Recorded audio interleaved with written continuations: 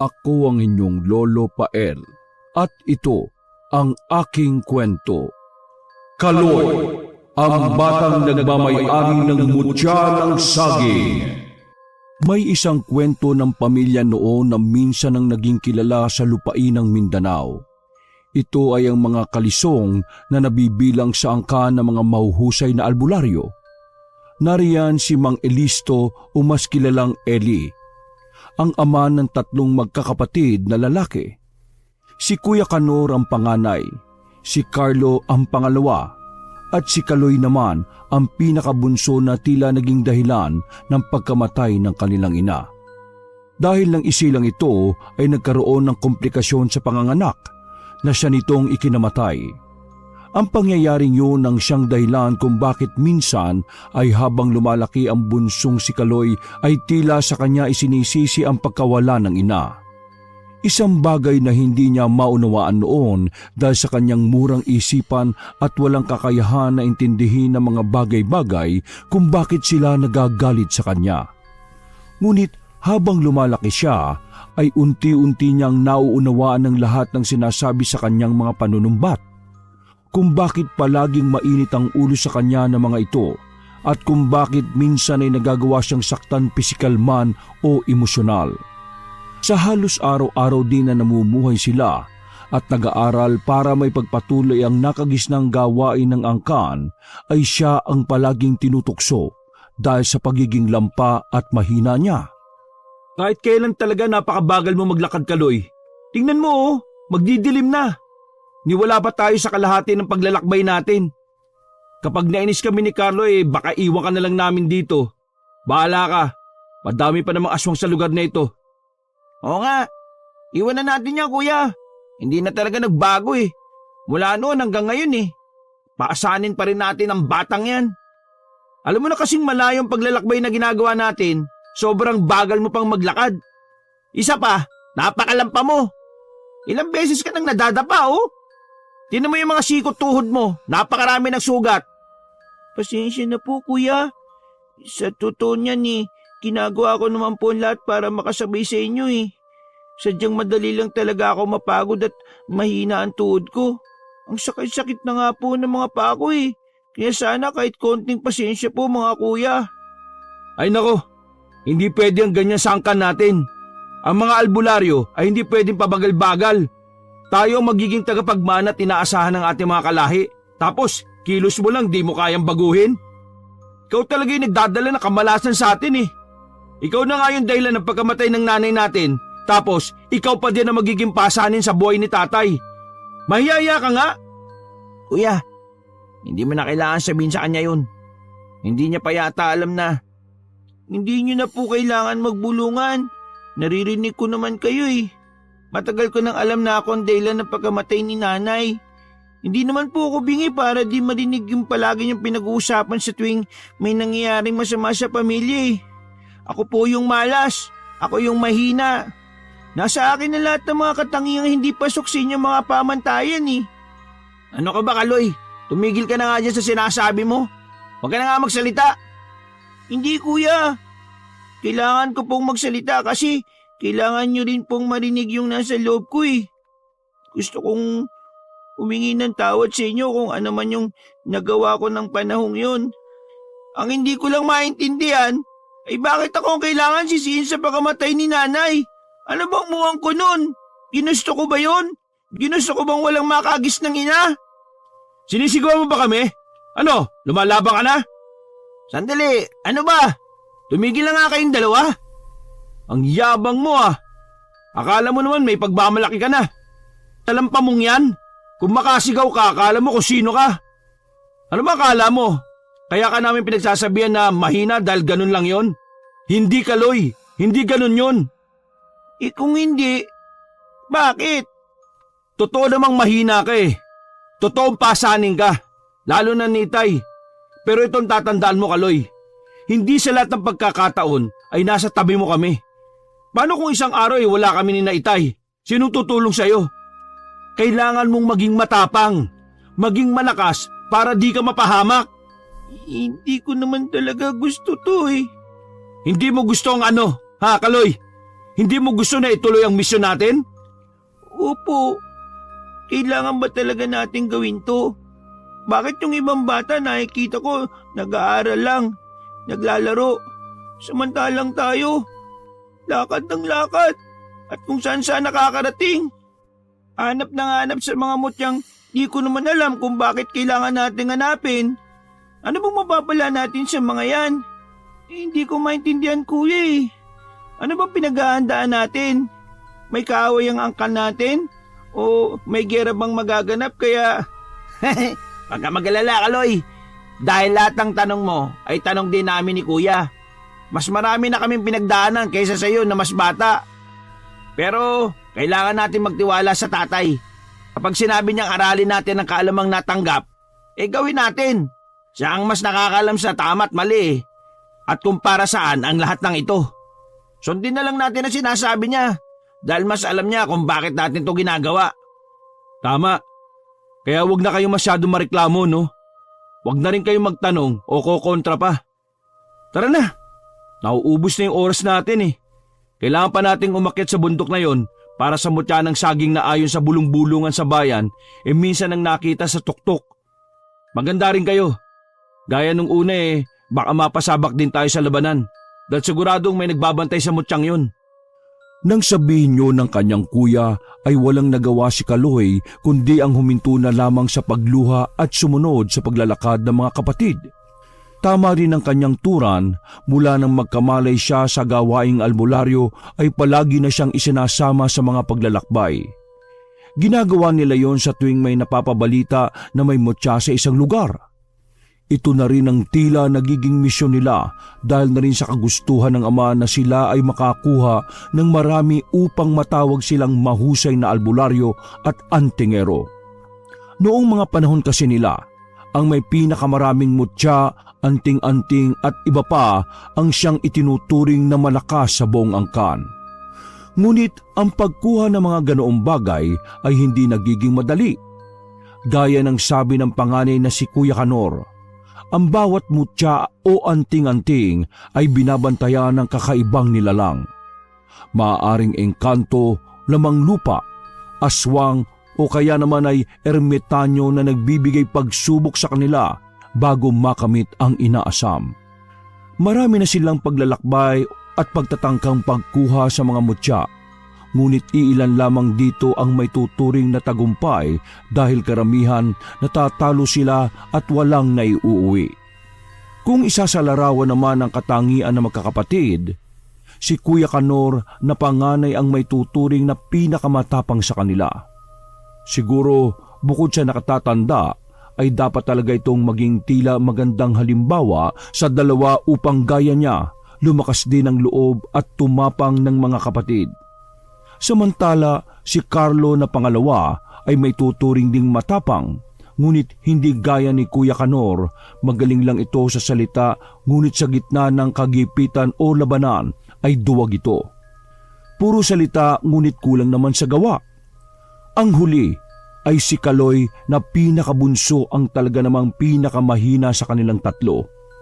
Gaya ng unang salaysay, lampa ito at laging nadadapa. Hindi rin ito kayang ipagtanggol ang sarili dahil kung wala ang mga kapatid, malamang sa malamang ay ilang beses na itong napahamak o kaya naman ay matagal nang binawian ng buhay. Bukod dyan, dumagdag pa ang tila pressure sa kanilang mga balikat dahil nasa dugo nila ang pagiging mahusay na albularyo at ang ama ng tatlo. Si Mang Eli, ang pinaka-inaasahan noon sa buong baryo kaya naman hindi sila maaring mabigo sa palaging ipinapagawa ng ama. Kumbaga, kahihiyan kung sila ay makikitaan ng kahinaan. Isa pa, kapag nawala na ang amang si Mang Eli, isa sa kanila ang dapat na pumalit kaya bago mangyari yon, dapat sila ay masasabi ng handa upang hindi mapaya sa angkang kinabibilangan.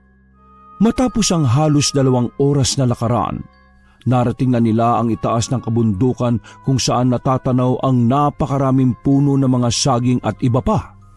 Iba't ibang uri ng puno ng saging ang nakikita nila at hindi rin sila sigurado kung alin sa mga punong yon ang may mutya. Dahil kinain na ng dilim ang buong paligid. Nagpasya ang magkakapatid na magpalipas muna ng gabi.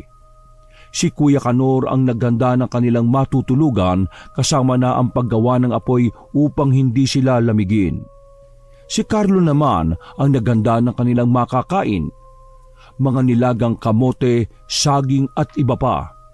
Samantala, si Kaloy ang inutusang maghanap ng mga bulok at maliliit na sanga upang maging panggatong sa kanilang apoy. Etong Sulo, maghanap ka ng mga panggatong ha. Huwag ka lang masyadong lalayo sa kinalalagyan natin dahil mahirap ang maghanap ng nawawala sa gabi. Sumigaw ka, tawagin mo kami kung kailangan mo ng tulong. Maliwanag? Pero kuya, natatakot po ako eh. Baka pwede po na magpasama ko kay Kuya Carlo. May ginagawa ang kuya mo. Kapag sinaba mo siya, anong kakainin natin mamaya? Lagi ka pa namang gutom. Isa pa, ano bang laging bilin ni Tay Eli sa atin ha? Sumunod po sa nakakatanda. O ngayon, tatanungin kita, sino mas matanda sa atin, Kaloy, ha? Kayo po ni Kuya Carlo. Pero wala naman po sa edad, hindi ba? Kapag sariling kaligtasan mo ang kailangang intindihin. Yang ka na naman, Kaloy eh. Nakikipagtalo ka na naman sa akin eh. Ba't ka matatakot para sa kaligtasan mo? Ano bang silbi ng mga itinuro sa atin, Itay, kung hindi mo gagamitin kung sakaling may panganib? Isa pa, hindi ba't sabi ko na sumigaw ka o tawagin kami kapag kailangan mo ng tulong? Sige na, baka abutin tayo ng umaga dahil sa pagdadahilan mo. Bilis na, Kaloy! Bilis na! Sige po, kuya. Gaya ng laging nangyayari, walang magawa si Kaloy kundi sundin ng kuya niyang mas nakatatanda sa kanya. Gamit ang sulo, matyaga siyang naghanap ng mga bulok at tuyong sanga na magsisilbi nilang panggatong. May iilan siyang napupulot pero hindi ganun karami. Sa takot na baka pagalitan siya ng kanyang mga kuya, panandalian siyang lumayo upang mas makahanap ng mas marami pa. Ilang minuto nang makarami-rami na, naisipan niyang lumingon kung nasaan ang kanyang mga kuya. Ngunit kadiliman lamang ang kanyang nakikita. Hindi na niya matanaw ang apoy na binuo ng kanyang kuya. Hindi na niya matanaw ang apoy na binuo ng kanyang Kuya Kanor. Na mga sandaling yun, ang kinalalagyan niya lamang ang maliwanag dahil sa hawak na sulo. Ilang akbang pa ang ginawa niya at nang makumpirmang napalayo nga siya at naligaw, ay unti-unti siyang nakaramdam ng kaba at takot. Mas lalo pang nakaramdam siya ng takot nang marinig ang kakaibang kaluskos mula sa kung saan. Agad siyang napasigaw ng wala sa oras. Kuya Kanor! Kuya Carlo! Ngunit walang tumugon sa kanyang mga tawag. Kuya, sumagot po kayo! Naligaw na ako! Pakiusap sumagot kayo, kuya! Kuya Kanor! Ngunit makalipas ang halos 10 minuto ay wala pa rin tumutugon na boses. Na mga sandaling yon ay napaluha na si Kaloy dahil sa labis na takot. Naglakad siya ng mabilis at inilawan ng bawat madadaanan, ngunit pawang mga puno lamang ng saging ang kanyang nakikita at natatanaw. Lalo siyang kinabahan at natakot nang humampas pa ang malamig na simoy ng hangin na muntik nang magpapatay sa sulong hawak-hawak niya. Dahil doon, nagtayuan ang kanyang mga balahibo. Napamasid siya sa kawalan at sadyang nilalamon ng nakabibinging katahimikan ng buong paligid. Hahakbang na sana siya upang magpatuloy sa paglalakad, ngunit nakarinig siya ulit ng mga kaluskos na nagmumula sa kanyang likuran. Dahil doon, napalunok siya ng laway habang unti-unting nililingon ito. Hindi ka aswang, hindi ka engkanto, hindi ka multo. Napasigaw si Kaloy at nabitiwan ng mga hawak na sanga dahil sa pagkagulat nang tumambad sa kanya ang isang matandang lalaki na sobrang kulubot na ang balat. Puti na ang mga buhok at nakayuko. Puti na ang mga buhok at nakayuko na rin na tila kuba. May hawak yung sanga na nagsisilbi nitong tungkod. Sino po kayo? Anong ginagawa nyo rito sa tuktok ng sagingan? Gaya ko ba'y narito kayong tatlo para sa mutya ng saging? Teka, bago ko po kayo sagutin, bakit alam mong 3 kaming narito? Saka, bakit alam mo yung tungkol sa mutya? Albularyo ka din ba o isang ermitanyo na bantay ng mutya ng saging? Kanina ko pa naririnig na isinisigaw mo ang pangalan ng 2 lalaki, Kuya Kanor at Larlo, hindi ba? Napakamot sa ulo si Kaloy dahil sa tinurang yun na matanda. Saka, totoo bang albularyo ka? Ilang taon ka na ba? 12? 13? Heh, napakabata mo pa para ituring ang sarili mo na isang albularyo. Hindi pa naman po ko ganap na albularyo. Pero kami sinasanay na at may kaalaman na tungkol sa ganong gawain. Pero hindi niyo pa po sinasagot yung tanong ko eh. Sino po ba kayo? Kilala ko sa maraming pangalan, ngunit estranghero ako sa taong hindi ko lubos na kakilala kagaya mo. Hindi ko po maintindihan yung sinabi niyo. Narito ba kayo para sa mutya? Opo, nandito kami para kunin ng mutya ng saging. Saka hindi po ako 13, 15 anyos na po ko. Bata ka pa rin. Kaya pala. Anong kaya pala? Teka lolo, naliligaw po kasi ako eh. Hindi ko na makita kung nasaan sila kuya. Baka po pwedeng matulungan niyo ako. Hindi ka naligaw. Sadyang iniligaw ka. Alam mo na kung sino o ano ang may gawa nun. Sinadyang iligaw? Nino po? Halika, lumapit ka't ibubulong ko. Baka marinig kasi tayo ng mga nilalang na tinutukoy ko. Inilapit ng binatilyo ang kanyang tenga sa matanda at pinakinggang mabuti ang ibinulong nito. Kabunan. Nang marinig ni Kaloy ang katagang ibinulong ng matandang lalaki, napaatras siya at nanlaki ang kanyang mga mata sa pagkabigla. Kung hindi siya nagkakamali, ang isang gabunan na isang uri ng aswang na mababagsik at nabibilang sa matataas na uri. Bukod sa sadyang malalakas sa mga nilalang na yon, ay may kakayahan din ng mga ito na wala sa ibang uri ng aswang. Kaya nilang magbago ng anyo anumang oras nilang gustuhin. Kaya nilang gayahin ang baboy ramo, lobo, aso at iba pa na mula sa pinakamaamo hanggang sa pinakamabangis na hayop. Bukod doon, kaya rin nilang manakit at maging halimaw kahit sikat pa ang haring araw. Sila ang mga aswang na hindi nakakalipad at kumakain ng tao minsan sa isang taon. Ang mga gabunan din ang itinuturing sa kanilang lupain na malakas at nakakatakot na kalaban ng tulad nilang may lahing albularyo o antingero. Hindi pa po ko nakakita ng maski isang gabunan. Sabi ng tatay ko, ilang dekada na ang nakakaraan eh. Napatahimik na sila ng mga mahusay na albularyo noon eh, na mula sa lahi namin.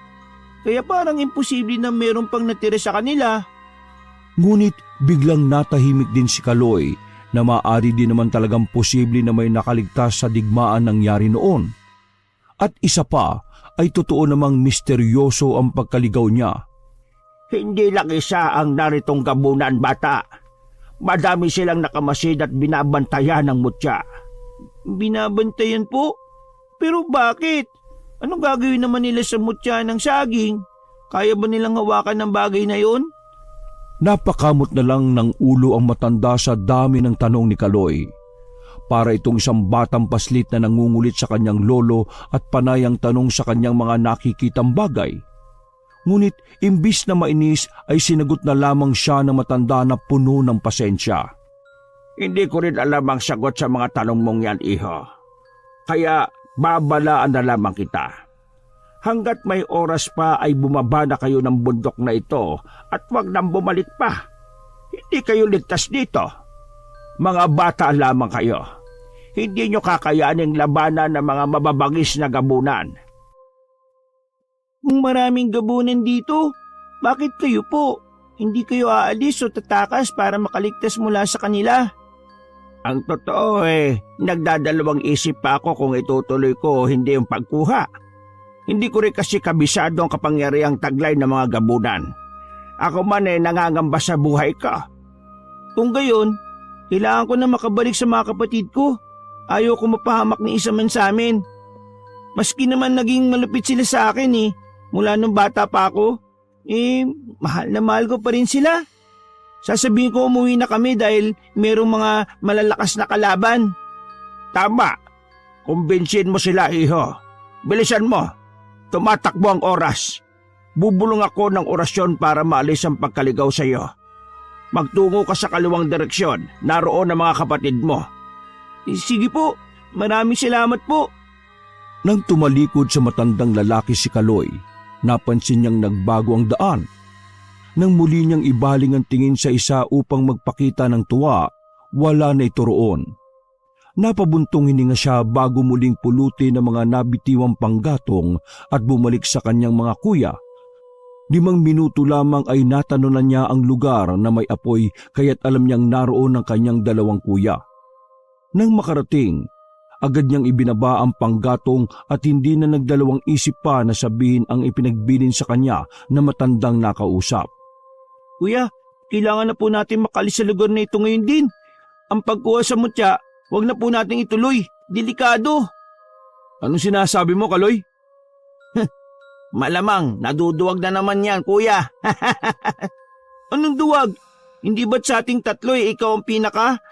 Oy, tinatanong kita, Kaloy. Anong sinasabi mo na kailangan na nating umalis dito? Wag na po natin kunin ang mutya, delikado. Hindi pwede, Kaloy. Alam mong kabilin-bilinan sa atin ni tatay na kailangan nating makuhang mutya. Kung ano man yung kinatatakutan mo, wala akong pakialam. Wala sangka natin ang mahina at duwag. Haharapin ko kung ano mang pagsubok ang pwedeng ibigay ng mutya. Basta makuha lang natin yon. Pero kuya, kung natatakot ka, umalis ka na. Umuwi ka na.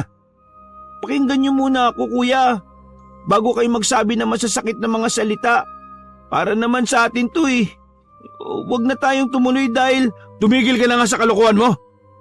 Pinakuha ka lang ng panggatong Nag-aasang bata ka na naman. Kuya, may mga gabunang nakabantay sa mutya. Ilang segundo ng katahimikan ang namayani sa 3 magkakapatid. Ngunit bigla ring natapos yun nang biglang humalakhak ng napakalakas ang 2 nakakatanda. Pinagtawanan nila ang sinabing yun ni Kaloy. Dahil determinadong pakinggan siya ng mga yon at makumbinsi niya ang mga ito, ay muli nitong inulit ang kanyang sinabi. Nagsasabi ako ng totoo, mga kuya. Hindi po ako nagbibiro. Bakit kayo tumatawa? Paano hindi kami matatawa? Gabunan ang paulit-ulit mong dinadahilan. Nakikinig ka ba sa angka natin? Matagal na natin silang natalo, Kaloy. Matagal na silang nanahimik o marahil nga wala na sa lugar natin. Saka, saan mo ba nakukuha yung mga sinasabi mo? Kaya ka ba nawala na matagal dahil nag-iisip ka ng idadahilan para umuwi na tayo? Dahil ang totoo, ulitin ko takot ka lang, Kaloy. Takot ka! Bakit ayaw niyong maniwala sa akin? Isang albularyo din na nagsabi sa akin noon na mas nauna sa atin na magpunta rito. Nakita ko sa mga mata niya na nagsasabi siya ng totoo Sa totoo nga niyan, naligaw talaga ako kanina dahil sa kagagawa ng isang gabunan at siya ang tumulong para makabalik ako sa inyo. Para masabi kong impormasyon na to. Nakakatawa ka talaga, Kaloy. Albularyo, sa gitna ng madilim na sagingan. Nako, malay mo, gabunan na yung nakita mo at nagpapanggap lang. Nauto ka naman. Huwag ka nang gumawa ng kung ano-anong kwento, Kaloy. Bilang nakatatanda sa ating 3, ako na nagsasabi sa yung wala na mga gabunan sa lugar natin. Huwag ka na mag-ilusyon o mag-isip ng kung ano-ano. Natatakot ka lang kaya mo iniisip at nasasabi ang mga bagay na yan Kung nagsasabi ka man ng totoo, ano pa ang silbi ng mga kakayahan at kaalaman natin? Kung may mga aswang man, kayang-kaya natin silang labanan. Sa dami ng nakaharap natin, ngayon pa ba tayo matatakot? Pero iba ang mga gabunan, Kuya Kanor. Alam mong hindi natin sila kaya dahil... Uulitin ko, Kaloy Pwede ka nang umuwi kung gusto mo. Hindi ko kailangan ng isang duwag dito. Baka mamaya ikaw pa yung maging dahilan ng pagkatalo namin kung sakaling magkagulo dito. Sige na, umuwi ka na lang. Duwag! Hindi ako aalis nang hindi ko kayo kasama. Naku, bahala ka na nga sa buhay mo. Ang gulo-gulo mo. Kumain ka na dyan. Ang tagal-tagal mong bumalik, nakaluto na't lahat-lahat eh. Kayo po Kuya Carlo, kumain ka na? Tapos na kami kanina pa no, sa'yo na yan. Pakabusog ka, para may lakas ka mamaya, baka gutom lang yan. Nagdesisyon ng dalawang kuya niya na manatili sa lugar na yon at hintayin ang pagbaba ng mutya ng saging. Walang nagawa si Kaloy kundi ang manatili na din dahil hindi niya kayang iwanan ang mga ito. Hindi niya kakayanin kung may mangyari sa kanila. Pinagtibay na lamang niya ang loob sa kung sakali mang may lumusob sa kanila ay nakahanda siya upang makatulong at hindi maging isang pabigat. Nang matapos siyang kumain ay nahimlay na ang kanyang mga kuya. Siya naman ay di dalawin ng antok dahil sa labis na pag-aalala. Patingin-tingin siya sa paligid at nakikiramdam. Ayaw niyang makatulog dahil baka sa oras na mangyari yon ay doon sila salakayin ng mga gabunan. Upang di makatulog ay lumapit siya sa apoy at may inilabas sa kanyang bulsa. Isa yung maliit na libreto ng mga anting-anting. Isang maliit na libro kung saan may mga nakasulat na mga orasyon at mga pagpapakilala ng mga mutya. Binasa niya ang impormasyon tungkol sa mutya na sadya. Ayon sa mga nakasulat, ang mutyang ito ay gaya rin ng iba pang mga mutya pagdating sa pagbibigay ng kakaibang kakayahan. Ang sino mang nagtataglay nito ay magkakaroon ng pambihirang liksi, lakas at tibay ng pangangatawan, talino at proteksyon. Habang nagbabasa, ay unti-unting nailalagay sa isip niya kung ano ang maaari niyang taglayin oras na makuha niya ang mutya. Kung makukuha ko ang mutya, siguradong hindi na nila ako sasabihang mahina o kaya naman lampa. Pero paano ba makukuha ang mutya ng saging? Teka, saan ba yun nakasulat? Ipinagpatuloy nga ni Kaloy ang pagbabasa. Ayon sa mga sumusunod na impormasyon, ang naturang mutya ay maaring makuha kapag maliwanag at bilog na ang buwan. Sandaling tumanaw si Kaloy sa kalangitan ngunit hindi pa bilog ang buwan. Sa pagpapatuloy niya ng pagbabasa, isang paraan pa ang pwede nilang gawin. Ayon sa nakasulat, may ibang mutya ng saging ang hindi na nangangailangan ng maliwanag at bilog na buwan. May ilan daw sa mga mutya ang mailap ngunit sa madilim na kapaligiran mapagmamasdan. Ito ay taliwa sa unang nabasa ni Kaloy. Magkaibang paraan pero parehong mutya ng saging ang tinutukoy. Malakas niyang binasa ang mga susunod na nakasulat. Sa madilim na kapaligiran ay isang nagliliwanag na bagay sa dulo ng puso ang matatanaw. Ito ay tila liwanag na kulay ginto at maaasam lamang ang kapangyarihan sa pamamagitan ng pagsalo gamit ang bibig. Ang sino mang gagamit ng ibang parte ng katawan gaya ng kamay at iba pa ay hindi magtatamo ng gantimpala. Sa pagbagsak ng mutya at marami ang nakaabang, kaya naman ang matinding pag-iingat ang labis na kailangan. Kung maunahan man ay kailangan mong makipagsagupaan upang tunay na maasam ang kapangyarihan. Nang mabasa ni Kaloy ang huling mga kataga, muli siyang napabuntong hininga dahil likas na matatakotin at mahina.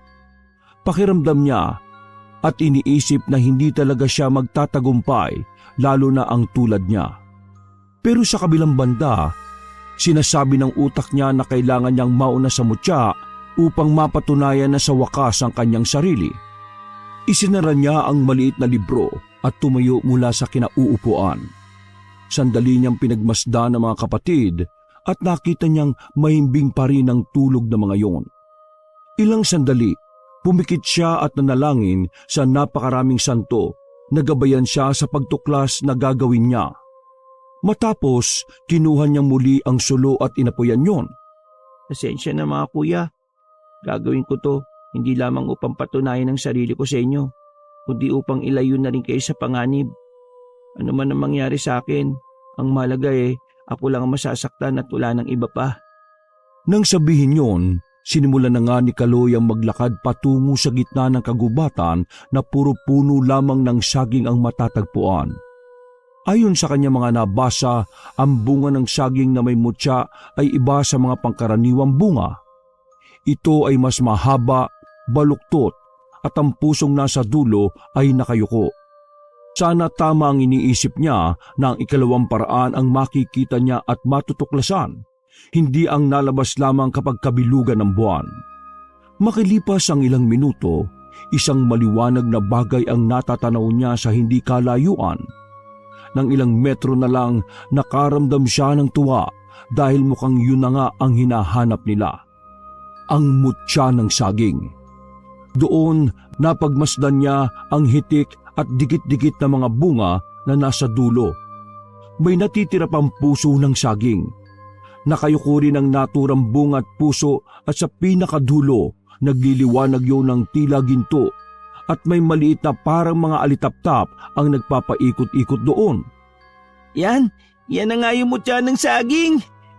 Huwag kang magsaya, bata. Gaya mo, kanina pa namin hinahanap ang mutya ng saging.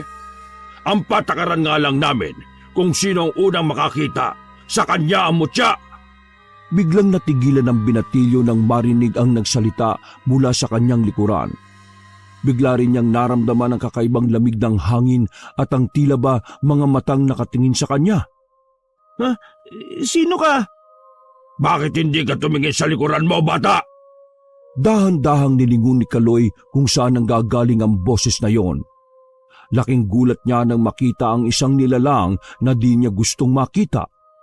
Nang mapagmasdan ng nilalang, tumulo mula sa mga mata niya ang sariwang luha, hindi dahil sa hinagpis kundi sa labis na takot. Nang ngumiti ang nilalang na may pulang mga mata, halos kainin ng lupa si Kaloy. Nanghina siya dahil sa panginginig ng kanyang mga tuhod at kalamnan.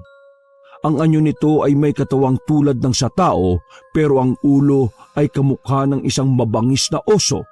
Ikaw ba'y isang gabunan? Ha! Mukhang matalino ka, bata. May alam ka ba tungkol sa amin? Mula sa kadiliman ng lugar na yon ay lumabas ang ilan pang mga gabunan na aswang. At tulad ng naunang nakita ay meron din ang mga ito ng mababangis na anyo. Teka, natatakot ka ba sa amin? Bakit nanginginig ka? Tangkang lalapitan siya ng gabunan ay biglang sumigaw ang binatilyo. Kuya Kanor! Kuya Carlo! Tulong! Kasunod ng malakas na sigaw na yon ay sinubukan tumakas ni Kaloy. Nagsimula siyang maglakad na mabilis. Ngunit naririnig pa rin niya ang mga kaluskos sa kanyang likuran. Sa bawat takbang na kanyang ginagawa, ang mga tunog ay tila lumalapit. Nang siya'y lumingon, nakita niya ang isang malagim na anyo. Isang matandang babae na may pulang mga mata at matutulis na mga kuko. Ang kanyang mukha ay natatakpan ng mahabang buhok at ang kanyang katawan ay baluktot at tila ba walang mga buto. Hindi na nagdalawang isip si Kaloy at siya'y tumakbo papalayo. Ngunit sa bawat liko niya naroon ang aswang. Biglang may tumalon mula sa isang mataas na sanga ng puno. Isang nilalang na kalahating tao, kalahating ibon. Ang kanyang mga pakpak ay kasing itim ng gabi at ang kanyang mga matay nagliliyab sa galit. Natagpuan ni Kaloy ang kanyang sarili na napapalibutan na ng mga aswang. Bawat isa ay may iba't ibang anyo. May isang malaking aso na may mga matutulis na pangil. Isang baboy na may mga kuko ng leon. At isang ahas na may mukha ng tao. Lahat sila'y naglalaway at nakatingin sa kanya na tila ba siya ang kanilang magiging hapunan. Biglang lumapit ang isa sa kanila. Nang gumanga ito, ay kitang-kita ni Kaloy na mayroon itong matalim ng ngipin at mahabang dila na dumampi pa ng bagya sa mukha ng binatilyo. Akala ni Kaloy ay kakainin siya ng gabunan. Kinain na siya ng sobrang takot at di na niya namalaya na nawala na siya ng ulirat. Ngunit bago siya tuluyang nawala ng malay, ay narinig pa niya ang malalakas na tawanan ng mga ito. Samantala, sa kabilang banda, sa isang malaking puno ng saging ay naroon ang matandang lalaki na nakakubli at nagmamasid. Ito yung matanda na kanina lamang ay nakausap ni Kaloy. Nang masaksihan lahat, dali-dali itong umalis upang ipaalam sa mga kapatid ng bata ang nangyari. Nadatnan niyang masarap na natutulog ang mga ito. Humihilig pa nga ang isa. Hinampas nito ng dala niyang basto ng dalawa. Gulat na gulat sila nang makita ang matanda sa kanilang harapan. Mabilis silang tumayo dahil sa takot na rin sa biglang pagsulpot nito. Sino ka? Anong ginagawa mo? Hindi na mahalagang malaman kung sino ako. Kung may binabala ka sa aming tanda, huwag mo nang ituloy. Hindi mo kami kilala. Baka gusto mong patulang kita at tumigil ka. Nagpunta ako rito para sabihin sa inyong nasa kapahamakan ng kapatid ninyo. Nakita kong kinuha siya ng mga gabunan at kung ako sa inyo, magmadali kayo. Kung hindi ay baka maging pagkain siya ng mga aswang na yon. Ano? Kuya, wala nga dito si Kaloy. Talaga namang bata yun, oh. Napakapasaway. Saan nagpunta yun? Hindi ka ba nakikinig sa akin? Kinuha nga siya ng mga gabunan. Kung ganon, nasaan na sila? Saan namin makikita ang kapatid ko? Pinalaan na kayo ng bunso niyong kapatid tungkol sa kanila. Ngayon, ito na ang pagkakataong hinihintay ninyo dahil bukod sa mga gabunan, naroon din ang mutya ng saging na ipinunta nyo rito. Diretso inyong kanang direksyon at doon, matatanaw nyo ang mga hinahanap ninyo. Ngunit, isang bagay ang ibibilin ko. May mga bagay na sa gitna ng kamatayan ay kailangan pumili. Ang dugong nananalaytay sa inyo o ang bagay na pinapangarap ninyo. Sana piliin nyo kung alin sa dalawa ang lamang at tama para sa inyo. Ang labo mong kausap. Halika na, Carlo. Kailangan natin iligtas ang pasaway na batang yon. Oo, kuya. Humanda sa akin yon. Malilintikan talaga yun sa akin. Mabilis pa nga sa 4:00 ang pagtakbong ginawa ni Canor at Carlo upang puntahan ang bunso nilang kapatid na si Kaloy. Sinunod nila ang sinabi ng matanda. Tinungo nila ang direksyon kung saan sila liliko at doon nga nila nakita ang kanilang kapatid na nakatali sa isang puno ng saging. Ngunit bago pa man sila nakalapit, ay napatingala sila sa nagliliwanag na bagay mula sa puno ng saging na yon. Nagkatinginan ng dalawa. Kuya Kanor, hindi kaya yan yung mutya? Wala nang iba, Carlo. Yan na nga yun. Grabe, napakaganda niya. Sa wakas, nakita na rin natin. Ang atensyon nila ay tila nabatubalani na sa mutya at saglitan nakalimutan ng kalagayan ng kapatid. Naagaw lamang ang kanilang pansin nang marinig nila ang pag-ungol nito. Nakabusal din pala ang bibig nito kaya hindi nito magawang magsalita. Nagpupumiglas ito ngunit hindi siya makawala sa pagkakatali. Mula sa mga sulong hawak-hawak na nagbibigay ng liwanag, nakita nila ang ekspresyon ng bunsong kapatid na tila sinasabing huwag silang lalapit. Inutuban na silang may kapahamakang naghihintay sa kanila. Lalakad na sana si Carlo ngunit pinigilan siya ni Canor at sinabing maghanda. Sandali, maging mapagmatsyag ka muna, Carlo. Hindi tayo pwedeng padalos-dalos ng kilos. Ha? Bakit kuya? Naalala mo yung sinabi ng matanda kanina? Kinuha ng gabunan ng kapatid natin. Posibleng nandito sila, kaya kailangan natin maghanda. Yung patalim, ilabas mo. Ay, oo nga pala no, nakalimutan ko. Kinakabahan ako. Ngayon lang ay may napansin akong nakatingin sa atin eh. Hindi isa, marami silang nag-aabang. Ibig sabihin, nagsasabi pala ng totoo si Kaloy. Mukhang may mga gabunan ngang nagbabantay sa mutya. Mula sa likod ng nagtataasang puno ng saging, naglabasa ng mga nakakatakot na nilalang. Pulang-pula ang mga mata ng mga iyon. May matutulis na mga ngipin at kuko, kasabay ng mga katawang may mahabang balahibo. Ang iba ay naglalaway at ang iba naman ay naglalabasa ng mahabang dila. Nang mga sandaling yon, sa unang pagkakataon ay naramdaman nila ang salitang takot na palaging nararamdaman ng bunso nilang kapatid. Carlo, alisin mo sa pagkakagapos si Kaloy. Ako nang bahala sa mga ito. Bilisan mo! Kilos! Sa paghakbang ng magkapatid ay siya namang pagsugod ng mga aswang na gabunan. Ang bawat lalapit ay isa-isang sinasaksak at sinusugatan ni Canor gamit ang patalim na minana niya pa mula sa kanilang lolo na albularyo. Mahusay sa pakikipaglaban gamit ang lakas ang binatang si Kanor. Samantalang bilis at liksi naman ng kay Carlo, na maski hinaharangan siya ng mga aswang ay nagawa nitong lumusot at malapitan ng bunso. Gamit ang sariling patalim, agad nitong inalis sa pagkakatali ang isa. Nang maalis, nakita ni Kaloy ang pagsugod ng mga aswang kaya't mabilis nitong tinulak ang kanyang kuya. Nasubsob sa lupa si Carlo. Si Kaloy ang sumangga sa sunod-sunod na pagsugod sa kanya ng aswang. Pinagkakalmot nila ang murang katawan nito. Nagkaroon siya ng malalalim na sugat. Kahit na ganoon, pinilit niyang lumaban. Kinuha niya ang sarili niyang patalim na nasa bewang at gamit ang lakas, pinagsasaksak niya ang bawat lalapit. Nang makita ni Carlo na nahihirapan na ito, mabilis siyang bumangon at sinipa ang mga aswang na nananakit sa kanyang bunsong kapatid. Lumayo ang mga aswang. Doon sila nagkaroon ng pagkakataon para magkalapit na tatlo. Nagtalikuran sila at kitang-kita nila na napapalibutan na sila ng maraming gabunan. Ano tong ginawa mo, Kaloy? Sinubukan ko lang namang hanapin ang mutya eh. Ginawa ko yun dahil ayaw ko kayo mapahamak. At anong tawag mo sa nangyayari ngayon? Hindi ko naman po alam na ganito mangyayari. At saka, teka, paano nyo nalaman na nandito ko? Hindi na mahalaga yung, Kaloy. Dalawa na lang ang pagpipilian natin.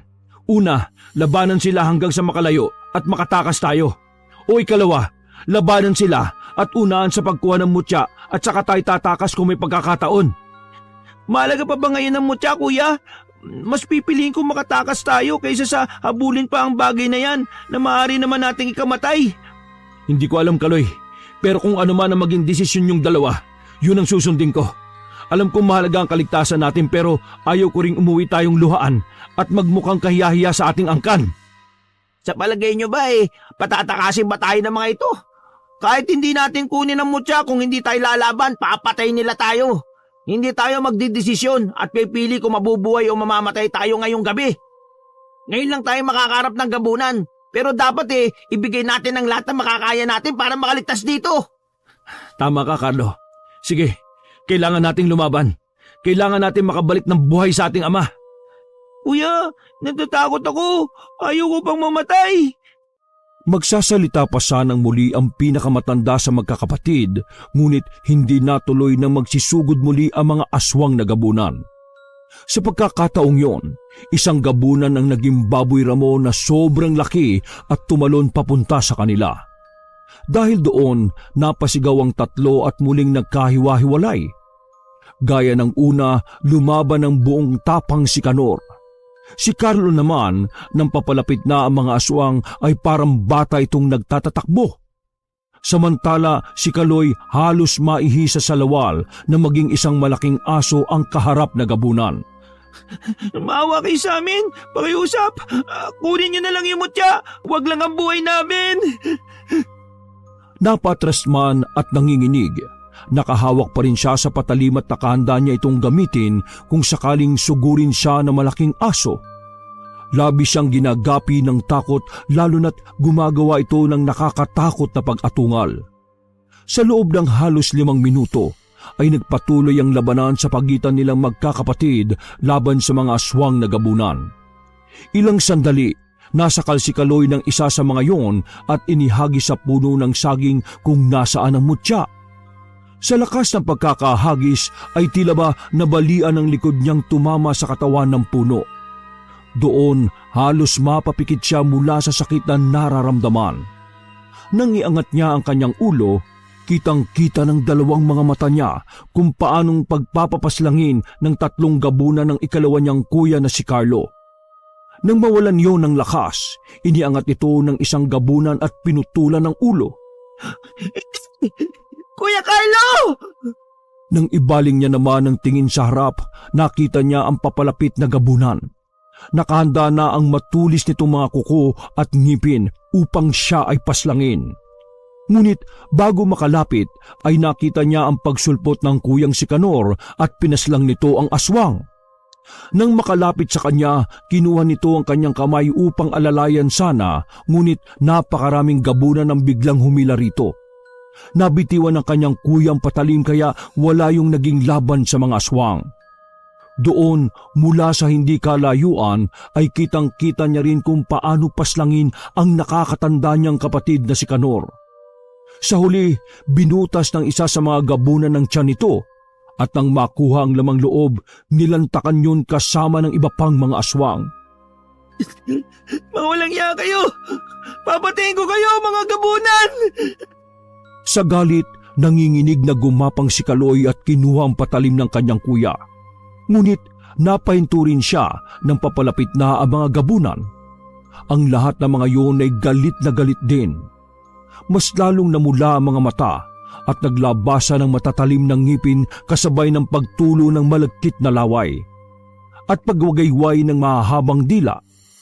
Ilang segundo nakaramdam ng tila paglindol si Kaloy. At nang tumingala siya, nakita niyang nasa harap pala niya ang nagliliwanag na puso ng saging kung nasaan ang mutya. Nang makita yon ng ibang mga gabunan, tila mga galit silang hayop na nagsitakbuhan papalapit sa naturang mutya. Si Kaloy naman, isa lang ang naiisip. Ang maunahan ng mga gabunan sa mutyang naging dahilan ng pagkamatay ng kanyang mga kapatid. Itinukod niya ang mga kamay at gamit ang natitirang lakas, itinulak niya ang sarili upang tuluyang makatayo. Nang mahulog ang mutya ng saging mula sa puso nito, sakto yung pumasok sa bibig ni Kaloy, bago pa man makuha at mahawakan ng mabalahibong kamay ng mga aswang. Kung pagmamasdan, tila nagliwanag pa sa kulay ginto ang bibig ni Kaloy bago yun mawala at muling tuluyang kainin ng dilim ang paligid. Nang malunok ito ng bata at bumagsak sa kinatatayuan, tuluyan siyang nawala ng ulirat. Sa galit ng mga gabunan, sabay-sabay silang nagsitalunan at inilabas ang matatalim nilang mga kuko upang paslangin si Kaloy. Ngunit lahat sila ay nagtalsikan ng humampas ang isang piraso ng sanga sa kanila. Nang makabangon at makatayo, pinagmasdan nila kung kanino nang galing yon. Mula sa matandang lalaki. Bago pa man makaganti ang mga gabunan, biglang nawala ang matanda kasama ng walang malay na si Kaloy. Pagsapit ng umaga, nang magmulat ng mga mata ang batang si Kaloy, ay napagmasdan niya sa tabi ang bangkay ng kanyang mga kuya na sina Kanor at Carlo. Dahil doon, napahagulgul siya at naramdamang muli ang sakit, lalo na nang maalala ang mga senaryo kung paano napaslang ang mga ito. Ilang sandali, isang pamilyar na tao rin ang natanaw niyang nakatayo malapit sa kanya. Ikaw bang nagligtas sa akin mula sa mga gabunan? Oo, ako nga, iho. Bakit huli ka na nang dumating? Bakit hindi mo kami tinulungan ng sugurin kami ng mga gabunan? Kasi kung hindi mo naman talaga gagawin yun, bakit mo pa ako iniligtas? Bakit? Bakit? Unang-una, binabati kita dahil ikaw ang matagumpay na nakakuha ng inaasam na mutya ng saging. Ikalawa, Hindi yan ang tanong ko! Ang sabi ko, bakit hindi mo kami tinulungan sa gitna ng labang yon? Gayong may kakayahan ka naman pala! Bakit? Bakit hinintay mo pang mamatay ang dalawang kuya ko?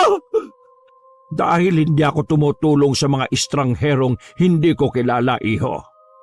Yun ang sarili kong prinsipyo na kailanman ay hindi maaring questionin ninuman, lalong-lalo ka na isang bata at walang alam sa pag-aalbularyo.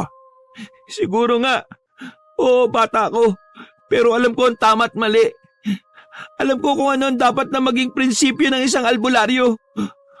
Mula nang isilang ako hanggang sa lumaki, ang laging tinuturo sa amin, ang mga albularyo ay matatapang at handang tumulong sa kahit na sino. Kaya uulitin ko ang tanong, bakit hindi mo kami tinulungan? Bakit sa huli, iniligtas mo pa ako? Nasaan ang prinsipyong sinasabi mo? Nasaan? Sige, sasabihin ko na ang totoo, iho. Total, hindi na rin naman may babalik ang mga mahalagang tao na nawala sa'yo. Tama ka naman at tama ang mga aral na natanggap mo. Layunin nga ng angkan natin ang maging matapang at matulungin. Ngunit hindi gaya ng mga nagpalaki sa'yo. Ako ang albularyong nakalimutan na ng lahat dahil sa paghahangad ng mas mataas at dahil na rin sa isang pangyayari sa nakaraan. Tama ang narinig mo. Mas naghahangad pa ako ng mas mataas at gaya ng ambisyon ng mga kapatid mo, gusto ko ring makuha ang mutya ng saging. Alam kong makakasagupan niyo mga gabunan at tinayaan kong mangyari yon. Dahil akala ko ay matatalo niyo sila. Sabi mo kasi lumaki kayo sa pagsasanay at kaalaman kaya't inaasahan kong magtatagumpay kayo. Ang iniisip ko habang nakikipaglabang kayo kapag malapit nyo nang makuha ang mutya ay saka ko ito aagawin. Alam kong alam mo ang nasa isip ko dahil naiisip mo na rin yon, hindi ba? Tama ka. Naisip ko yun pero hindi ako katulad mo. Hindi ka bagay magmay-ari ng mutya ng saging dahil wala kang puso. Wala akong puso. Anong tawag mo sa ginawa kong pagliligtas sa iyo at sa pagkuha ko sa bangkay ng mga kapatid mo? Sana tinulungan mo man lang kami bago mapatay ang kapatid ko. Sana buhay pa sila. Kasama ko pa sana sila ngayon. Wala na tayong magagawa. Nangyari na ang nangyari, bata. Sige, gusto mo pasalamatan kita sa pagliligtas mo sa akin? Pinilit umupo ni Kaloy at tumingin siya sa itaas. Isang malakas na pagdura ang kanyang ginawa sabay apak nito sa lupa. Sana hindi mo na lang ako niligtas. Hindi ko rin alam kung ano ang pumasok sa isip ko kung bakit kita iniligtas. Kung yung mutya lang naman ang gusto mo, bakit di mo na lang inagaw? Dahil nakita kong walang ibang pwedeng magmay-ari noon kundi ikaw. Ikaw ang pinili ng mutya. Alam yun ng mga gabunan. Ako ang pinili ng mutya at kapalit nito ang 2 buhay ng kapatid ko. Pero bakit ako ang pinili? Marahil ay nakita rin sa iyo ng mutya ang nakita ko sa iyo. Yun ay dahil may angkin kang katapangan at ganda ng kalooban. Palagi kang may malasakit sa iyong mga kapatid, iho. Magalit ka sa akin, ayos lang. Karapatan mo yon. Pero iho, tatandaan mo, sa susunod na kailanganin mo ang tulong ay palagi lang akong naririto. Pag-ingatan mo ang mutyang nakakabit na sa iyo. Gamitin mo ito sa kabutihan at hindi sa kasamaan. Sa huli, humihingi ako ng tawad sa pagkukulang ko bilang kaangkan mo sa dugo ng mga albularyo. Marami kang pagsubok na kakaharapin. Maging handa ka at bukas sa mga suliranin. Paalam, iho. Paalam. Nang mawala sa paningin ng matandang lalaki, ay saka lamang muling umagos sa mga mata ni Kaloy ang luha. Muli niyang tiningnan ang bangkay ng kanyang mga kapatid at dahil doon, nakaramdam siya ng labis na paghihinagpis. Nilakasan niya ang loob. Tumayo siya at itinali sa likuran ng bangkay ng 2. Sa kanang kamay niya naman ay naroon ang ulo ng isa. Sa hindi inaasahan, nagkaroon siya ng kakaibang lakas na dahilan upang mabuhat at mabitbit niya ang mabibigat na mga katawan ng kapatid. Ilang oras na paglalakbay, sa wakas ay narating niya na ang kanilang baryo. Nang ilapag niya ang bangkay kasama ang putol na ulo, labis na galit at hinagpis ang naramdaman ng kanyang ama na si Mang Eli. Anong nangyari? Bakit patay na ang mga kapatid mo? Sabihin mo ang totoo. Bakit sila ang namatay at ikaw lang ang natitirang buhay? Bakit? Itay, patawarin niyo po ako. Nang tangkain ko pong mag-isang kunin na mutya, nahuli ako ng mga aswang. Hindi ko inaasahan na darating sina Kuya Kanor at Carlo para iligtas ako. Akala ko mananalo kami sa laban sa kanila pero namatay lang sila, Itay. Patawarin pa po ako. Dahil kasalanan ko kung bakit sila namatay. Ikaw na naman! Ikaw na naman ang may kasalanan! Ikaw na nga ang dahilan kung bakit namatay ang inay mo, tapos pati sa mga kapatid mo! Anong kamalasan ang meron sa iyo bakit pati ang buhay ng mga kapatid mo ay nadamay? Baka pati ako, sa huli mamatay ng dahil sa iyo! Kaya bago mangyari yun, uunahan na kita! Itay, wag po! Hinugot ni Mang Eli ang mahabang patalim na nasa kanyang bewang at gamit ang lakas, iwinasiwas niya yon upang gilitan sana ng liig ang sariling anak. Ngunit nagulantang ang lahat ng mga naroon kabilang siya nang manatili ang anak na si Kaloy sa tindig. Nanginginig na itinaas ng bata ang kanang kamay upang suriin ang sariling leeg. Ngunit nanlaki rin ang naluluha niyang mga mata dahil wala siyang natamong kahit na anong malalim na hiwa o sugat. Imposible! Ikaw ang pinakamahina at pinakalampas sa inyong magkakapatid. Paanong hindi ka tinatabla ng patalim ko? Nang bitiwan ng amang si Mang Eli ang mga salitang yon, muli nitong inihanda ang patalim. Ang anak naman na si Kaloy ay nanatili pa rin nakatayo at tila handa na sa kahit na anumang kaparusahan na gagawin ng sariling ama. Gamit muli ang lakas, walang alinlangang ibinaon ni Mang Eli ang patalim sa tiyan ng sariling anak. Bumaon naman yon, ngunit nang hugutin, walang kahit na anong dugo ang tumulo o lumabas. Ni sugat ay wala rin, kundi nabutas lamang ang damit na tinamaan ng patalim. Anong meron sa iyo? Nakuha mo bang mutya ng saging? Yan lang ba ang mga sasabihin at itatanong niyo sa akin, Tay? Matapos na mga nangyari, ang mutya lang ba itatanong mo?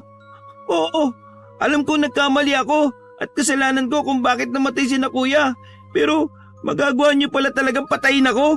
Wala rin pala kayong pinagkaiba sa mga gabunan na nakaharap namin. Wala rin pala kayong pinagkaiba. Mamamatay tao rin pala kayo, Tay. Gabunan? Pero Sa sobrang sakit na nararamdaman, hindi na tinapos ni Kaloy ang mga sasabihin ng ama. Puno pa man ng dugo ang buong katawan dahil sa bitbit ng mga bangkay, tumakbo siya at hindi na alintana pa kung saan siya dadalhin ng mga paa. Panay ang hagulgol niya kasabay ang sunod-sunod na pagsigaw dahil sa sinapit ng mga kapatid at tangkang pagpatay sa kanya ng sariling ama. Hanggang sa mapahinto siya na makarating sa gitna ng kagubatan. Doon inilabas niya ang lahat ng sama ng loob. Mula nung isinilang siya hanggang sa paglaki. Kung paano siya sisihin dahil sa pagkawala ng ina. Kung paano siya ituring na pinakamahina sa kanilang magkakapatid at kung paano iparamdam ng mga yon na siya ay iba sa kanila. Gusto niya mang magalit sa mga kapatid ngunit sa loob-loob niya, mahal niya ang mga ito. May tampo siya, oo. Pero hindi niya alam mahal niya pa rin ang mga ito. Isinumpa man niya ang angkang pinagmulan ngunit sa loob-loob niya, bakit tinahabol pa rin siya ng mga ganitong pagkatao? Hindi niya maunawaan pero isa lang ang alam niya. Kailangan niyang patunayan sa sariling ama na nagtangka sa kanya na hindi siya mahina, na hindi siya lampa, na hindi siya pasanin. Na kahit bata ay kaya niyang sundan ng yapak nito at tuparin ang pangarap ng mga kapatid na maging albularyo. Patato, patutunayan ko sa inyo, Tay, na kahit bata ako ay kaya ko maging mahusay na albularyo gaya niyo. Kuya Kanor, Kuya Carlo, huwag kayong mag-alala dahil igaganti ko kayo. Kukunin ko ang hustisya at ipapakitang hindi sayang ang pagliligtas niyo sa akin. Babalik ako. Gaganti ako. Hindi ko hayaang mapunta sa walang pagkamatay ninyo. Pangako ko yan, mga kuya ko. Pinagmasdan ni Kaloy ang sarili. Kung noon ay nakikita niyang mahina siya at lampa, ngayon ay alam niyang kakaiba na siya. Nararamdaman niya ang kakaibang lakas mula sa kanyang kaloob-looban. Makalipas ang ilang oras, sinubukan niyang suntukin ang isa sa mga punong nasa harapan at namangha siya nang bumaon ng kamao niya roon at hindi man lang nakaramdam ng sakit. Tumakbo rin siya na mabilis at gaya ng inaasahan niya, mas mabilis nga siya kung ikukumpara noon. Tumalon din siya at naramdaman niyang magaan ang pangangatawan niya. Pero alam niya sa sariling may kulang. Walang silbi ang kakayahang natamasa niya mula sa mutya kung hindi siya marunong makipaglaban bilang albularyo. Ayaw niya nang magpadalos-dalos at gusto niyang maging planado ang lahat, lalo na ang paghihiganti niya sa mga aswang na gabunan. Kaya naman kinabukasan, muli siyang naglakbay at matyagang hinanap ang matandang lalaki na minsan nang nagligtas sa kanya. Ilang oras din ang paglalakbay na ginawa niya. Ilang ilog at kabukiran pa ang tinawid niya. Nang makarating sa harap ng isang talon, ay doon nakita niya ang isang lumang bahay kubo. Sa labas noon, nakita niya ang matandang lalaki na nakatayo at nakangiting nakatanaw sa kanya. Nang makalapit, agad siyang lumuhod at tinura ng pakay niya kung bakit naroroon. Alam ko masyado pa po akong bata para maging ganap na albularyo. Alam kong marami pang bagay ang hindi ko alam at hindi pa naituturo sa amin. Nakita ko sa iyo at narinig ang pananalita mo. Ang karunungan, kaya naman bilang bata. Nakikusap ako ituro mo po sa akin ang sapat na kakayahan at kaalaman. Sinong nagsabi sa iyo na may kinalaman ng edad sa pagiging isang ganap na albularyo? Kapag ang bata ay ninais na matuto sa ganitong gawain, yun ay ang dapat pagpalain at pagbigyan dahil yun ang tunay na puso ng pagiging albularyo. Pero bago ko tanggapin ang tulad mong estranghero, may isang bagay akong itatanong. Gagawin mo ba ito dahil gusto mo o gagawin mo lang ito para maghiganti? Alam niyo po kung ano ang nasa isip ko at alam niyo rin na ano man ang maging layunin ko. Babalik at babalik sa akin yun. Mahusay ang sagot mo. Handa ka na nga sa ganitong gawain, Kaloy. Kaya, tara na. Simulan na nating hasain pa ang iyong kakayahan at kaalaman. Sa loob lamang ng 2 linggo ay natutunan na nga ni Kaloy ang lahat ng kakayahan at kaalaman tungkol sa pagiging isang albularyo. Mga bagay na hindi niya natutunan mula sa amang si Mang Eli. Nariyan ang kaalaman tungkol sa mga lihim na kapangyarihan ng mutya at anting-anting, panggagamot, paghabi ng mga armas at patalim, paglaban sa mga kulam at barang, at lalong-lalo na ang kakayahan sa paglaban ng masasamang nilalang gaya na lamang ng mga aswang. Sa huling araw ng kanilang pagsasanay ay isang punyal na may 2 talim ang ibinigay ng matandang lalaki kay Kaloy. Ngayon lamang sa kasaysayan ng ating angkan at dugo na nagkaroon ng isang batang albularyo. At ikaw yon, Kaloy. Dekada ang kailangan upang ito ay matutunan, ngunit pinatunayan mo sa akin na ang pagnanais na matuto ay hindi nangangailangan ng mahabang panahon o maraming taon. Ang punyal na ito ay minana ko pa sa aking lolo't lola. Tanggapin mo, Kaloy. Alam mo bang ang punyal na yan ang muntik ng umubos ng mga gabunan noon? At yan din ang tatapos sa kanila ngayon sa pamamagitan mo, Kaloy. Sa tingin niyo po ba, magagawa ko yun?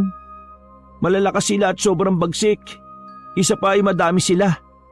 Pero nasa iyo ang mutya ng saging, iho.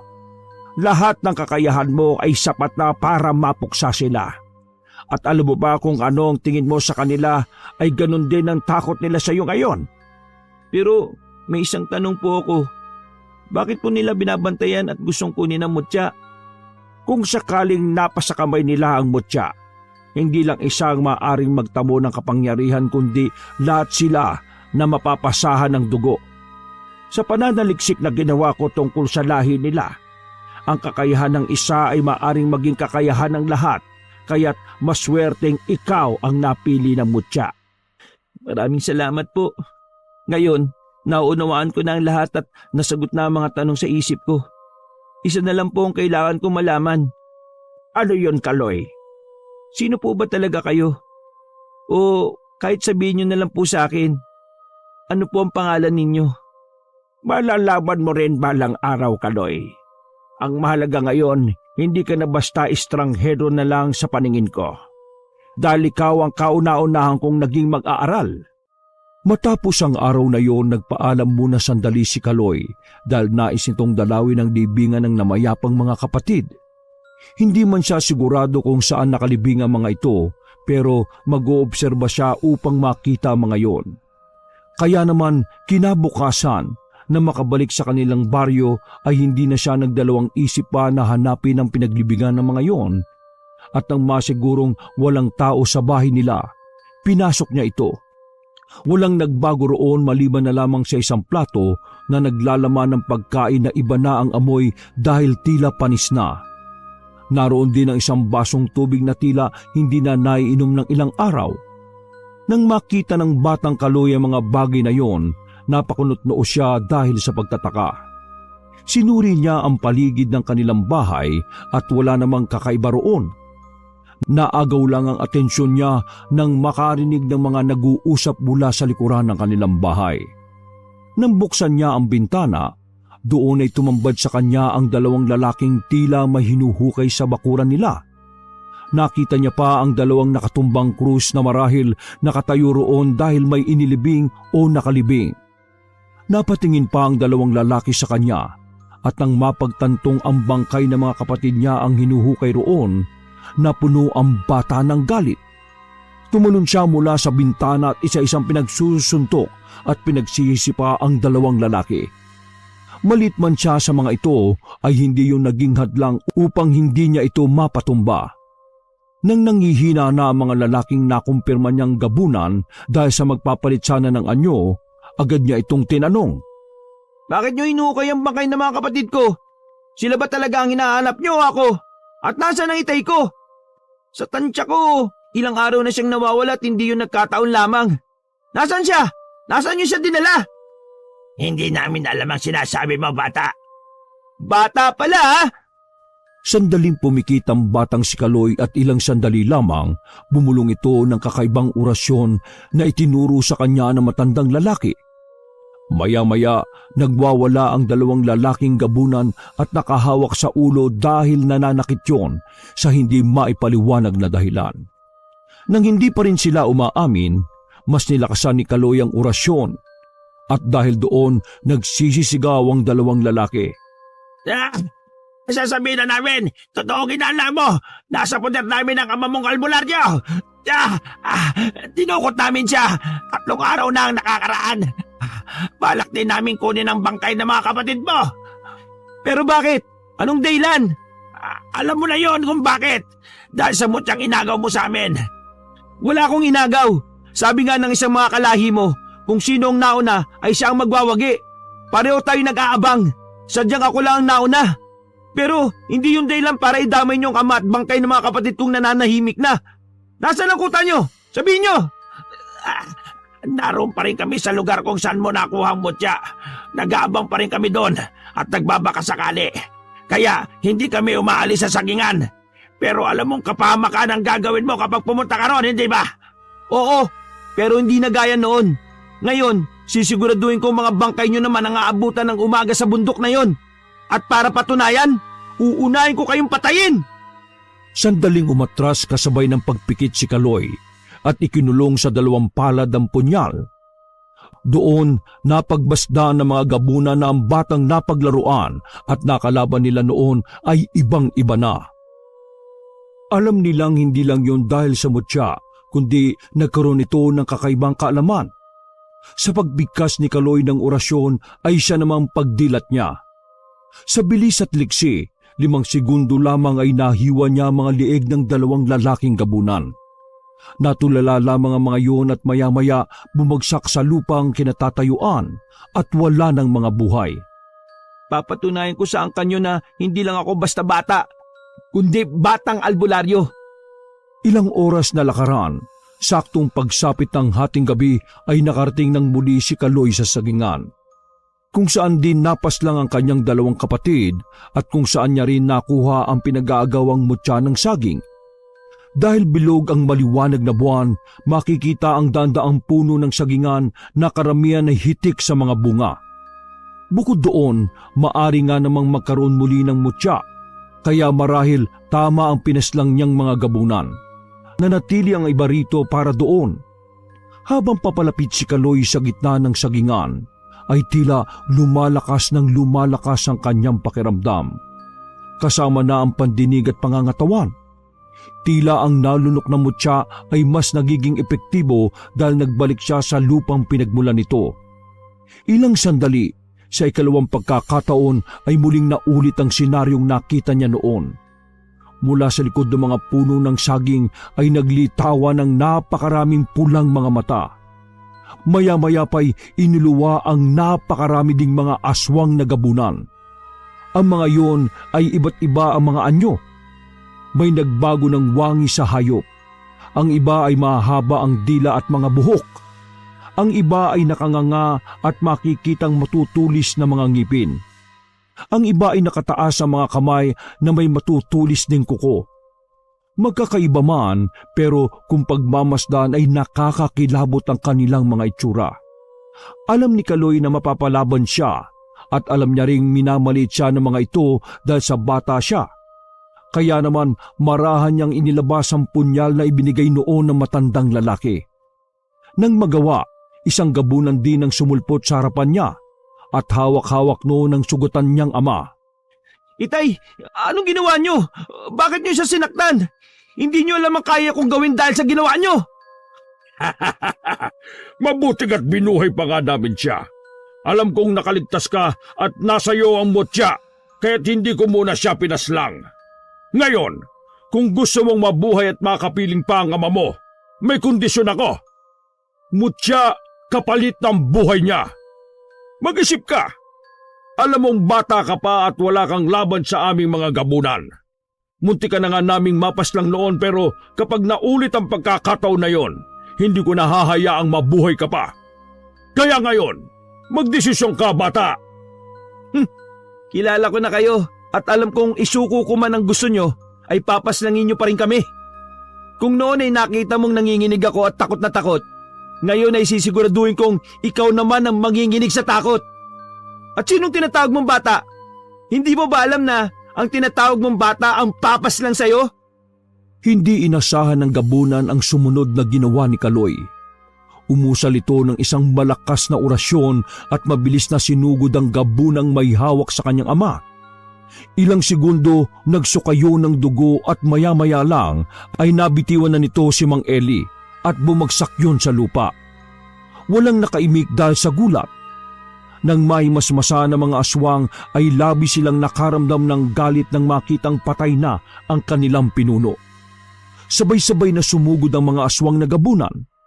Dahil doon, gamit ang mga natutunan, kakayahan, kaalaman at mutya, ay isa-isa itong pinaslang ng batang albularyo na si Kaloy. Naroon lamang ang kanyang amang nanghihina at kitang-kita niya ang kahusayan ng anak. Hindi siya makapaniwala na ang nakikitang mahina noon ay ang pinakamagaling na ngayon sa kanyang paningin. Sa bawat lalapit ding gabunan sa kanya ay agad-agad na napapaslang ng anak. Tila napagtangkaan niya man itong paslangin noon ay ipinagtatanggol pa rin siya nito. Nakita niyang malaki man ang pagkakasala at pagkukulang niya ay mahal pa rin siya ng anak. Dahil sa senaryong napagmamasdan, nabuhayan ng loob si Mang Eli. Pumulot siya ng matigas at matibay na sanga. Gamit ang natitirang lakas, tinulungan niya ang anak na si Kaloy. Gamit ang napulot na sanga ay nakipagsabayan siya sa paglaban sa mga mababagsik na gabunan. Lakas, laban sa lakas. Liksi, laban sa liksi. Utak, laban sa diskarte. Ang mahihina ang siyang bumabagsak at namamatay. Maririnig sa buong kapaligiran ng sigawan, ungol at nakakakilabot na patayan. Wala ni isang gabuna na makagapi o makasugat man lang kay Kaloy. Kung noon ay lalampalampas siya at mahina, ngayon ay halos hindi na siya madaplisan dahil sa taglay na lakas, liksi, kakayahan at kaalaman. Makalipas ang halos 10 minutong patayan, sa wakas ay isang gabuna na lamang ang natitira. Lalapitan na sana ito ni Mang Eli ngunit pinigilan siya ni Kaloy. Ako na ang papaslang sa huling gabunan, Itay. Dahan-dahan nga itong nilapitan ni Kaloy at kitang-kita niya kung paanong manginig ang gabunan na yon nang mapagmasdan siya. Ilang metro napaluhod ang gabunan at kitang-kita sa mga mata nito ang labis na takot dahil sa kaharap na batang albularyo. Patawarin mo ako, bata. Patawarin mo ako sa mga pagkakasalang nagawa ko sa iyo. Pakiusap, huwag mo kunin ang buhay ko. Yan din ang katagang inusal ko sa inyo noon eh. Pero anong ginawa nyo? Pinaslang nyo pa rin ang mga kapatid ko. Ang Kuya Kanor ko at Kuya Carlo ko. Sa tingin mo pagbibigyan ko ang pakiusap mo? O gagayahin ko ang naging desisyon nyo noon? Kahit paslangin mo ako, alam mong babalik at babalik ang mga gabunan para makaganti. Hindi lang 1, 2 o 3, kundi... Hindi na naituloy ng gabunan ang sasabihin ng hiwain ni Kaloy gamit ang punyalang leeg nito. Sumirit doon ang sariwang dugo at ilang sandali lamang nalugutan niyo ng hininga at bumagsak sa lupang kinaluluhuran. Alam kong babalik kayo at kung mangyari man yon, babalik din ng mga mahuhusay na albularyo para paslangin kayo. Tapos na ang laban. Nilapitan ni Mang Eli ang kanyang anak at mahigpit na niyakap. Ibang-iba ka na, Kaloy. Saan mo natutunan ng mga bagay na yan? Sa isang matanda na di ko kilala pero di ako itinuring na iba. Anong pangalan niya? Hindi ko po alam ang pangalan niya eh. Pero sigurado akong isa siyang albularyo tulad natin. Mabuti naman at tinuruan ka niya ng mga bagay na di ko na ituro sa iyo. Patawarin mo sana ako, anak, sa lahat ng mga naging pagkukulang ko. Matapos ang madugong patayan, mula sa likod ng isang puno ng saging ay lumitaw ng may tuwa ang matandang lalaki na tumulong kay Kaloy. Nang makita ito ni Mang Eli, nagulantang siya sa pamilyar na mukha. Nilapitan niya pa ito at sinuri. Hindi siya namamalikmata. Ito ang kanyang nawawalang ama. Ikaw ba yan? Magkakilala po kayo? Napakatagal mong nawala. Akala ko'y patay ka na o kaya naman ay hindi nakaligtas noon nang makipaglaban tayo sa mga gabunan. Kilala niyo po siya, Itay? Siya po yung matanda na sinasabi ko nagturo sa akin eh. Hindi lang magkakilala, Kaloy. Ang taong ito ay ang Lolo Kaloy mo. Tama ang narinig mo. Lolo Kaloy. Dahil sa kanya ko hinango ang pangalan mo. Kaya palang lapit ng loob ko sa inyo at ang bait-bait niyo sa akin. Ikaw palang lolo ko at ama ng tatay ko. Pero matagal niyo na po ba akong kilala? At ano yung narinig kong pakikipaglaban niyo noon sa mga gabunan? Mahabang panahon at kasaysayan na ang lumipas, iho. At tama ka ng mga narinig.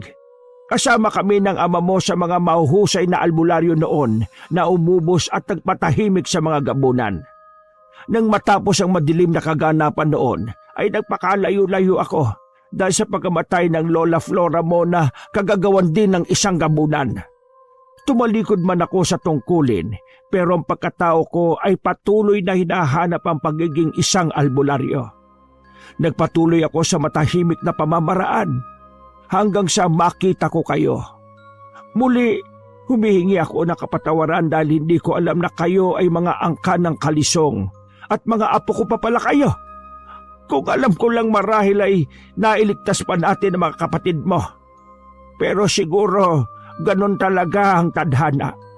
Kung hindi man nangyari yon, malamang ay walang matatawag sa ating angkan na batang albularyo. Ako rin, anak. Kaloy, humihingi ako ng kapatawaran sa lahat ng mga pagkukulang at pagkakasala ko sa iyo.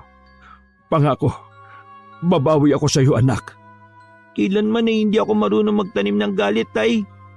Marahil, oo, nagtampo ako, pero kaya kong magpatawad. Ano man ang pagkukulang natin sa isa't isa sa nakaraan, kalimutan na po natin yon at magsimula ng bagong buhay sa inaharap. Salamat dahil ngayon ay mas lalo ko pong naunawa ng totoo kong pagkatao at pinagmulan. Maraming salamat po, Tay, Lolo. Ipinapangako ko pong ipagpapatuloy ko ang angkang pinagmulan natin at ang kakayang meron ako. Ako, si Kaloy Kalisong. Ipinagmamalaki kong ako ay isang batang albularyo.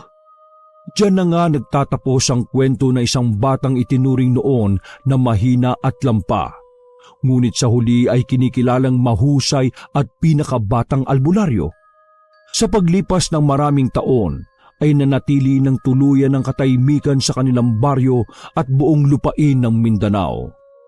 At ang kasaysayang binuo ni Kaloy ay tumatak at patuloy na naging inspirasyon sa mga susunod na henerasyon ng pagiging isang albularyo.